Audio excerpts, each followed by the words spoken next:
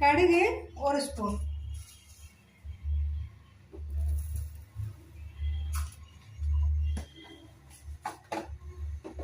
கடுகு 1 ஸ்பூன். அப்புறம் மசாலாக்காண்டி என்ன வேணும்னு பார்ப்போம். மசாலாக்காக வேண்டி குழம்பு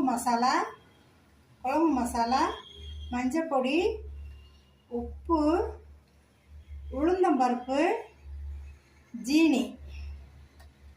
இது மசாலாக்காக வேண்டி தேவையானது. புளி வெந்நீர் காய்ச்சி வெந்நீரில் புளி நனைய வச்சுருக்கேன் பாருங்கள். இப்போ கொஞ்சம் ஒரு சின்ன கொஞ்சோடு இவ்வளோ அளவு புளி. இப்போது வானொலி காஞ்சிருச்சு. எண்ணெய் இல்லாமல் இந்த உளுந்தம்பருப்பை வறுத்துக்கிறோம்.